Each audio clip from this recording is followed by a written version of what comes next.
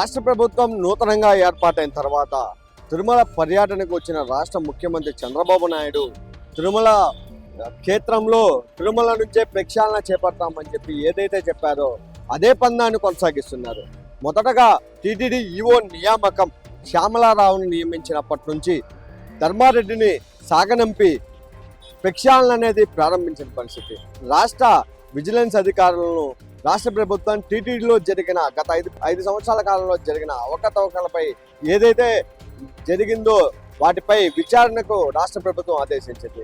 ఈ నేపథ్యంలో గురువారం నుంచి టీటీడీ పరిపాలనా భవనంలోనే తిరుమలలోని పలు విభాగాలు మన వెనక చూస్తున్న టీటీడీ పరిపాలనా భవనంలోని పలు విభాగాలలో రాష్ట్ర విజిలెన్స్ విభాగం తనిఖీలు చేస్తుంది.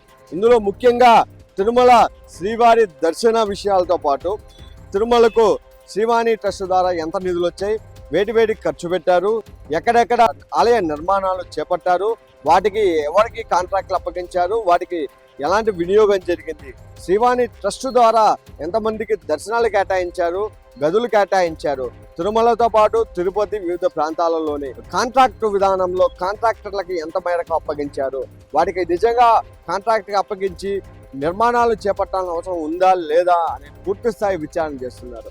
వీటితో పాటు తిరుమలలో దుకాణాల కేటాయింపు, అద్దె వసూళ్లు, రెవెన్యూ, పంచాయతీ విభాగాలకు సంబంధించి అతిథి గృహాల పునరుద్ధరణ పలు అంశాలపై విచారణ చేస్తున్నారు. ఈ అంశాలన్నింటినీ గత 5 సంవత్సరాల కాలంలో ఏం జరిగిందనే వాటిపైనే స్పష్టంగా విచారణ అయితే జరుగుతుందని చెప్పచ్చు. ఇందులో ఏదైనా తేడాలు జరిగి ఉంటే ఖచ్చితంగా ఎవరిపై చర్యలు తీసుకుంటారో అనేది మాత్రం ప్రశ్నార్థకంగా మారింది.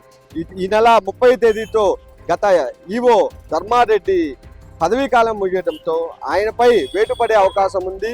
అవసరమైతే జైలుకు సైతం పంపించే అవసరం ఉంది అంటూ ప్రచారం అయితే జోరుగా సాగుతుంది.